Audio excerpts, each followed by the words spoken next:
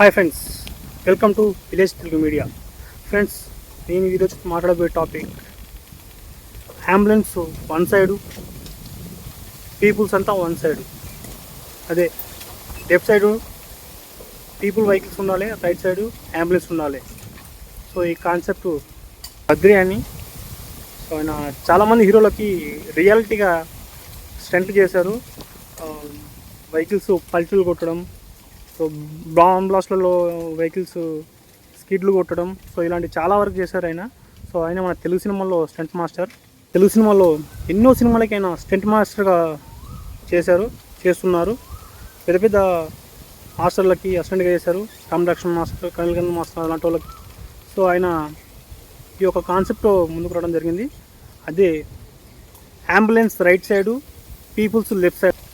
So అన్న మాటల్లో విందాం. అన్న ప్రాక్టికల్ చేసి చూపిస్తున్నారు, చూడండి. ప్రజలందరికీ నమస్కారం. నేను మీ స్టంట్ మ్యాన్ బద్రి. గత సంవత్సరం నుంచి అంబులెన్స్ రైట్ సైడ్ ఉండాలి, ప్రజలందరూ లెఫ్ట్కి జరగాలి అని కాన్సెప్ట్తో ముందుకు వస్తున్నాను. సౌండ్ వినగానే అందరు లెఫ్ట్కి జరగాలి, అంబులెన్స్కి దారి ఇచ్చేటట్టుగా అయితే ఎంతోమంది ప్రాణాలు మనం కాపాడగలిగే వాళ్ళం అవుతాం. ఇప్పుడుండే పరిస్థితి ఏంటంటే లెఫ్ట్ వెళ్ళాలి, రైట్ లెఫ్ట్ అని ఇప్పుడు అంతా కన్ఫ్యూజ్ అయిపోయి ఇది ఎలా వెళ్ళాలనేది, అంబులెన్స్ అనేది చాలా కష్టంగా ఉన్నది. ఇది లాక్ అయిపోతుంది, వెళ్ళట్లేదు, అంబులెన్స్ వెళ్ళట్లేదు. నేననేది ఏంటంటే ఇప్పుడు అంబులెన్స్ రైట్ సైడ్ ఉండాలి, లెఫ్ట్ రైట్ జరగకూడదు. అంబులెన్స్ రైట్ సైడ్ అంబులెన్స్ ఉండాలి. ప్రతి ఒక్కరూ లెఫ్ట్కి జరగాలి,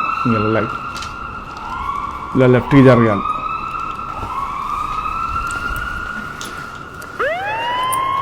ఎక్కడ అడ్డం లేకుండా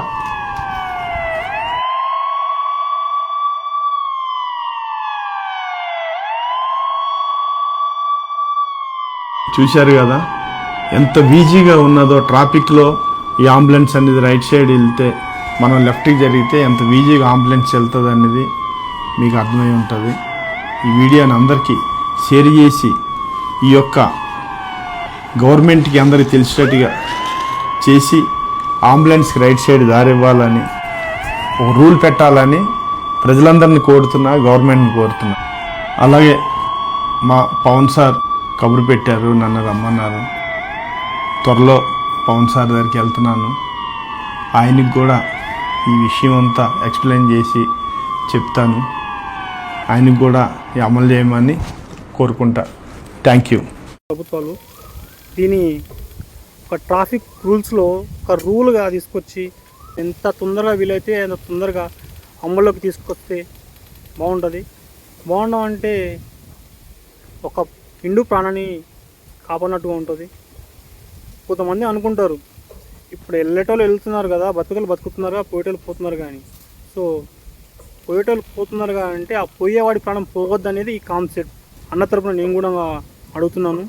సో ఇలాంటి కాన్సెప్ట్ని మీరు ఒకసారి గ్రహించి చూసి నేను ఒకసారి నేను ఏ విధంగా దీన్ని అమలుకి తీసుకొస్తే బాగుంటుందో ఒకసారి ఆలోచించి చేస్తే బాగుంటుందని నేను అనుకుంటున్నా. నా అభిప్రాయం ఇది. సో ప్రజలు ఏమనుకుంటున్నారో మీరు కూడా కామెంట్లలో చెప్తే బాగుంటుంది. ప్రజల కోసం ఆయన ఒక చిన్న ఆలోచనలో నాకు న్యాయం ఉందనిపించింది. మనం ఎందుకు ముందుకు రావద్దు, అలాంటి వాళ్ళు కూడా ఈ నలుగురు తెలిసేలాగా చేస్తే బాగుంటుందని సో నా వంతుగా నేను ఈ వీడియో చేస్తున్నాను. సో మీరందరూ కూడా మీకు ఈ కాన్సెప్ట్ బాగుంది, నచ్చింది, ఇది మన ప్రజలకి పనికొస్తుంది అని అనుకుంటే కామెంట్లలో మీ అభిప్రాయం తెలపండి.